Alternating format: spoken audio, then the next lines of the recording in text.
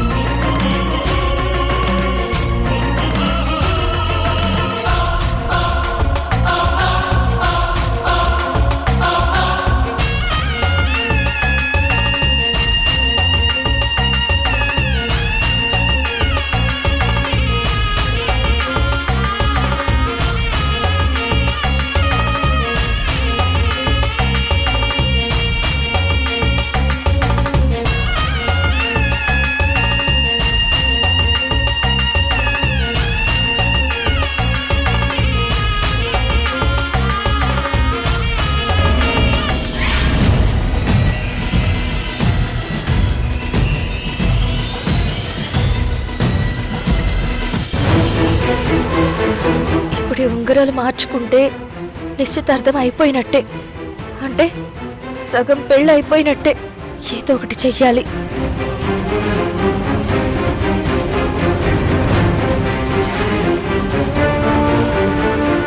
ఏంటమ్మా ఆలోచిస్తున్నావు? ఫస్ట్ గోపిని తొడగమంటావా లేదంటే నువ్వు తొడుగుతావా?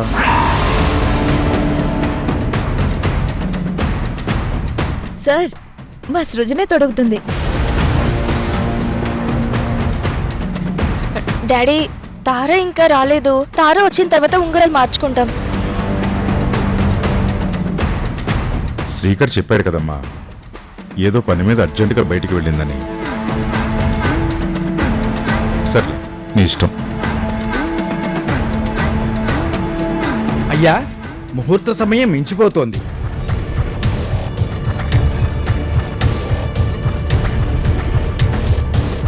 అమ్మా, పంతులు గారు ముహూర్తం దాటిపోతుంది అంటున్నారు.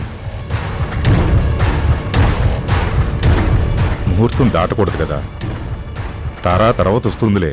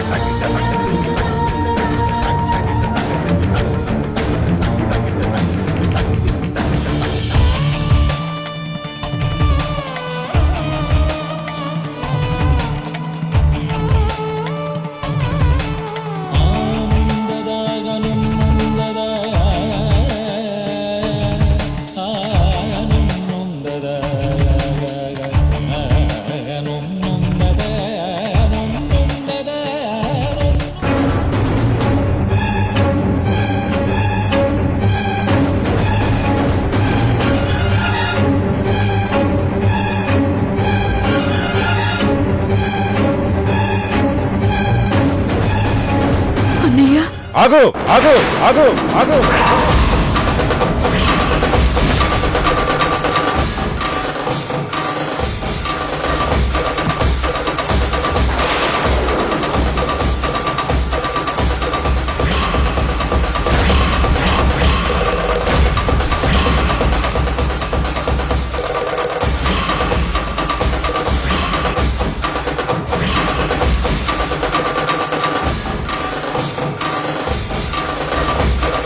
శుభకార్యం జరుగుతున్న ఇంట్లోకి నీలాంటిది రాకూడదు. అన్నయ్య, అన్నయ్య, అన్నయ్య!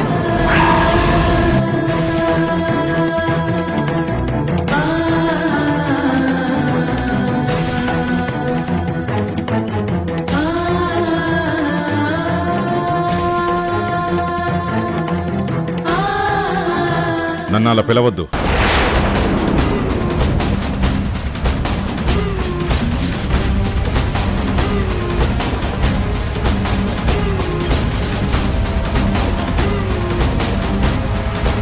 నన్ను అలా పిలవద్దు. బంధాలను లెక్క చేయకుండా బయటికి వెళ్ళిపోయిన దానివి నన్ను అలా పిలిచే అర్హత లేదు. తారా, తనని గేటు బయటికి పంపే.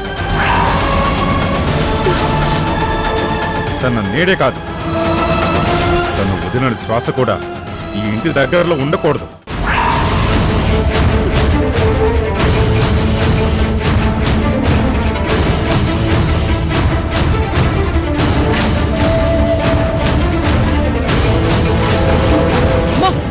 అయ్యో అమ్మా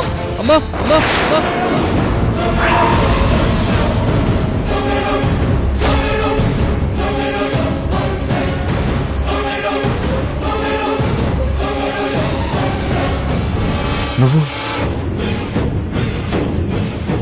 ఈవిడ మా అమ్మ, నన్ను కన్న తల్లి.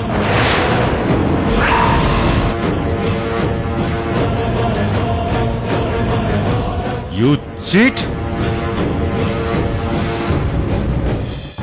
ఇంతకాలం ఈ నిజాన్ని దాచి నన్ను మోసం చేశావు.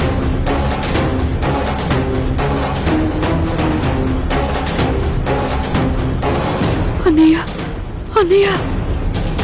సార్ వద్దు సార్, నా మాట వినండి. శుభకార్యం జరుగుతున్నప్పుడు మీరు ఇలా ఆవేశపడడం మంచిది కాదు.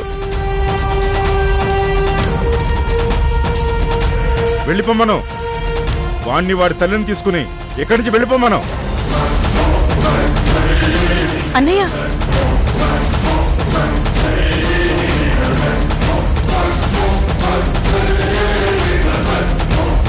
అమ్మా, హాస్పిటల్కి వెళ్దాం పదమ్మా. జాగ్రత్త. అమ్మని హాస్పిటల్కి తీసుకెళ్దాం. అన్నయ్య.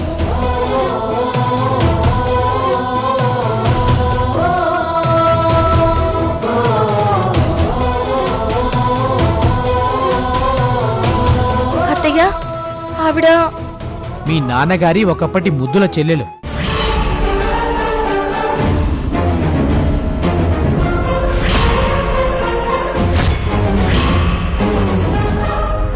అంటే అత్తయ్య ఈవిడే ఆవిడ.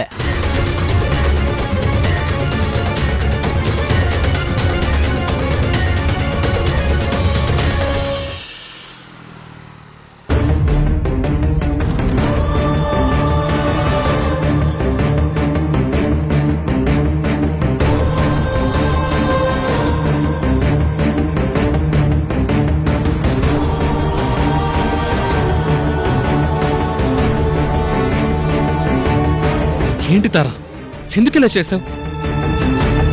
మా అమ్మని అక్కడికి ఎందుకు తీసుకొచ్చావు? చంపేద్దాం అనుకున్నావా? కొన ఊపిరితో కొట్టుమిట్టాడుతున్న ఆవిడ్ని నాకు శాశ్వతంగా దూరం చేద్దాం అనుకున్నావా? ఇప్పుడు బ్రతుకుందా?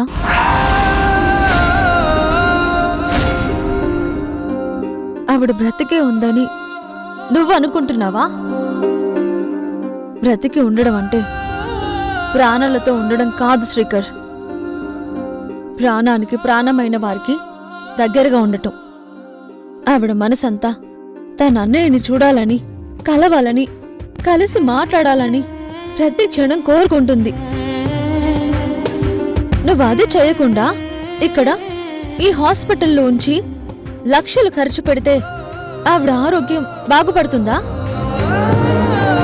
కాదు, ఇంకా పాడైపోతుంది. ఆవిడని చావుకి దగ్గర చేస్తుంది.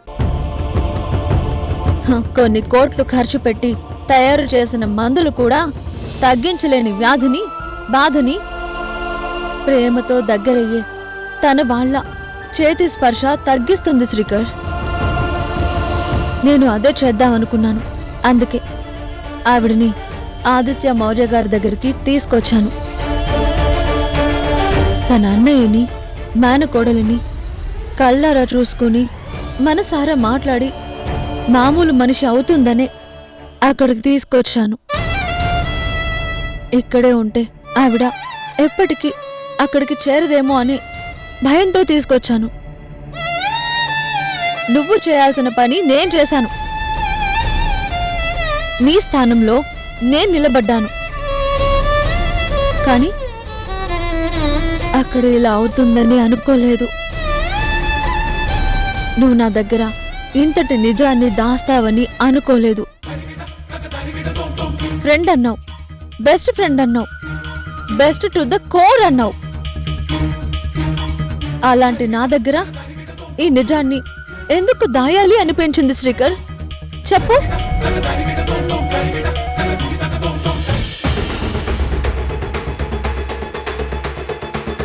డాడ్, ఆవిడ నా మేనత్తనా?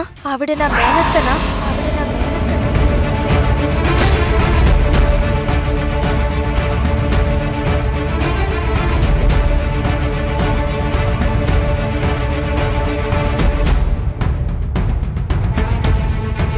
కాదు, తను మనకేం కాదు.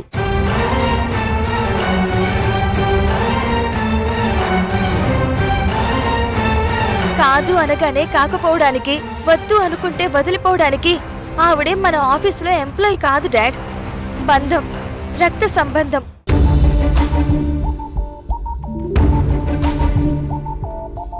మన ఆఫీసులో ఆఖరి ఎంప్లాయీని కూడా మీరు చాలా గౌరవిస్తారు, చాలా మర్యాదతో మాట్లాడతారు.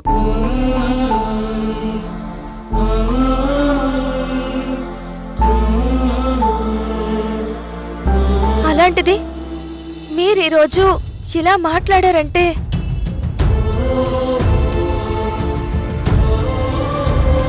చెప్పండి డాడ్, ఏం జరిగింది?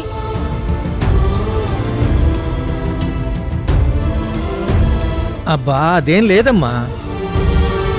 నేను అడిగింది మా డాడీని, మిమ్మల్ని కాదు.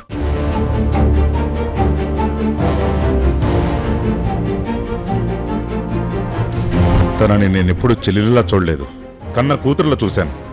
అలాగే పెంచాను. అల్లారు ముదుగా అడిగింది ఏది కాదనకుండా అన్నీ అన్నీ ఇచ్చాను.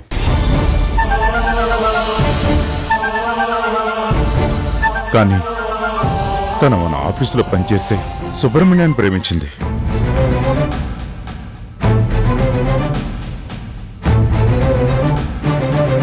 ప్రేమించడం తప్పు అని నేను అన్నానమ్మా. ఇప్పుడు నువ్వు గోపిని ప్రేమించావు, నాకు చెప్పావు. గోపి ఎలాంటి వాడో నాకు తెలుసు కాబట్టి నేను కాదనలేదు.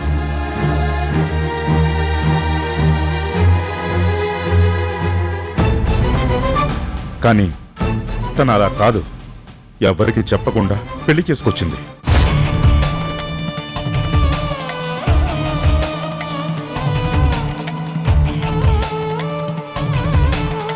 అయినా యాక్సెప్ట్ చేద్దాం అనుకున్నాను. అప్పుడు మీ మమ్మీనే అతను ఒక పెద్ద ఫ్రాడ్ అని, మన కంపెనీకి సంబంధించిన క్రూషియల్ ఇన్ఫర్మేషన్ డబ్బుకి కకృతి పడి వేరే కంపెనీస్కి లీక్ చేశాడని చెప్పింది.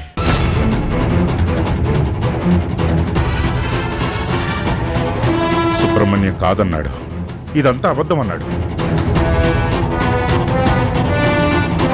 ప్రూవ్ చేసుకో అన్నాను. తల దించుకుని నిలబడ్డాడు.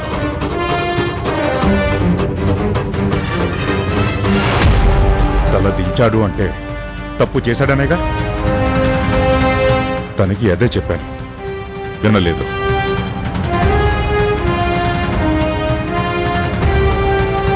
తప్పు చేసిన వాడైనా తప్పుడు వాడైనా తాళి కట్టిన వాడే తనవాడు అనుకుంది. వాడితోని వెళ్ళిపోయింది.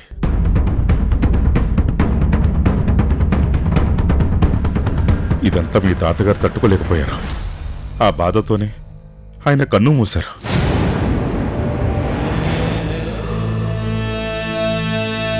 ఆ కబురు చెప్పి రమ్మని మీ అమ్మని పంపించాను. తను రానందంట.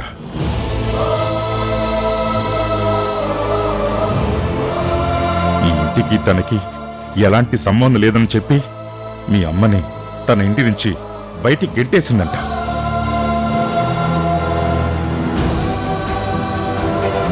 తప్పు చేసిన వాడు తనకి తనవాడయ్యాడు, తనవాడు తనకి కానవాళ్ళయ్యాడు.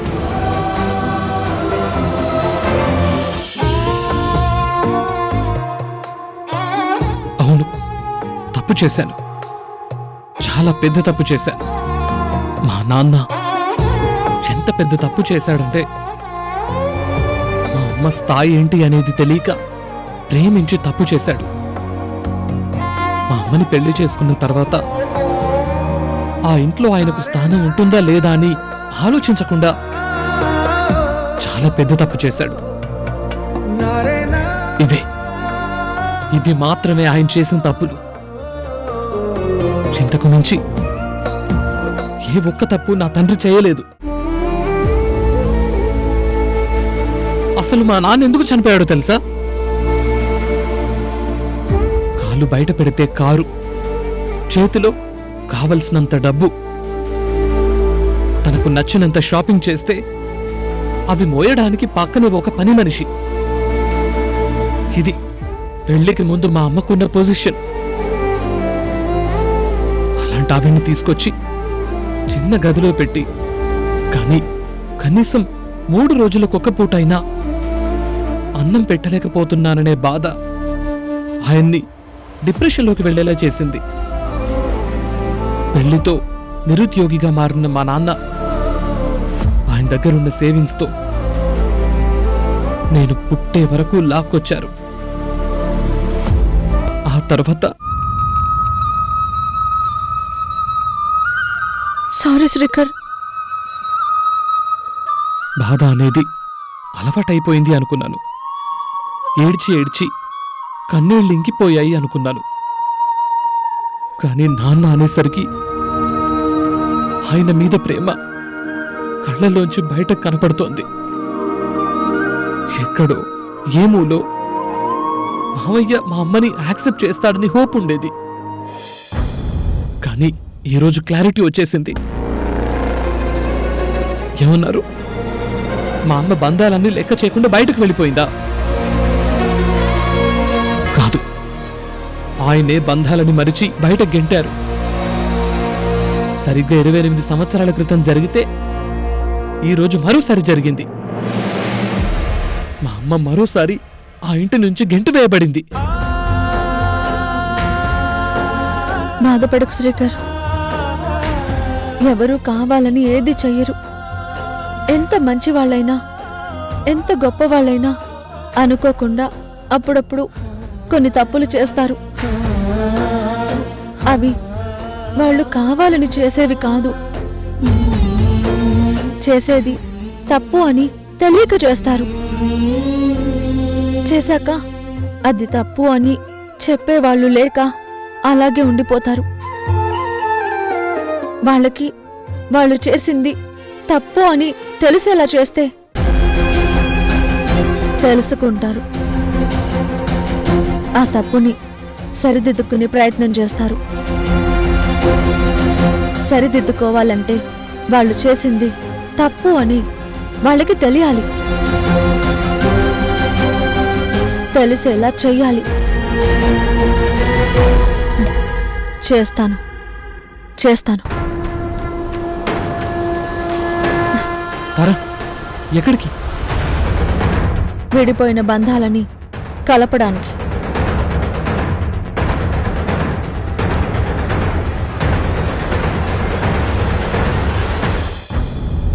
ఏ అన్నయ్య అయినా ఇన్ని సంవత్సరాల తర్వాత ఇంటికొచ్చిన చెల్లెల్ని చూసి దగ్గరకు తీసుకుంటాడు, మంచి చెడులు తెలుసుకుంటాడు. కానీ తను చేసిన దానికి నాకు తనను చూడగానే కోపం వచ్చింది. కోపమే వచ్చింది.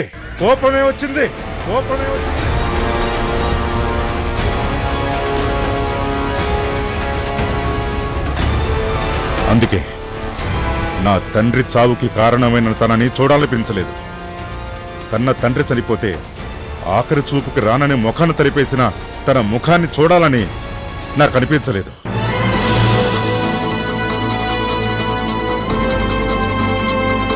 మనల్ని మోసం చేసి వాళ్ళు సంపాదించిన డబ్బు తనలో అంత అహాన్ని పెంచింది అని ఆ డబ్బుతోనే ఆవిడ చూడని డబ్బా సార్.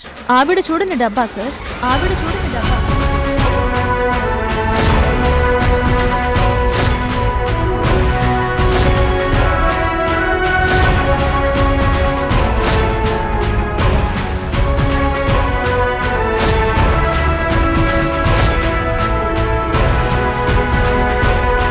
మీ ఇంట్లో యువరాణిలా పెరిగిన ఆవిడ, తనకి ఏదైనా కావాలన్నా హక్కుగా తీసుకోగలిగే ఆవిడ దోచుకుపోయింది ఎంత సార్?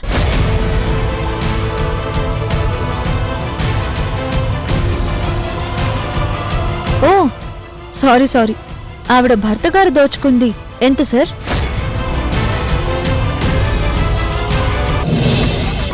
అతను మా బిజినెస్ సీక్రెట్స్ ని లీక్ చేసి అవతల వాళ్ళ నుంచి డబ్బు తీసుకోలేదు అంటావా? తీసుకున్నారని ప్రూఫ్ ఏంటి సార్? అహల్య చెప్పింది.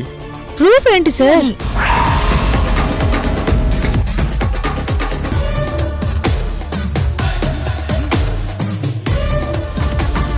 రికార్డు ప్రూఫ్ లేదు కదా సార్? తప్పంతా మీదే మీదే మీదే.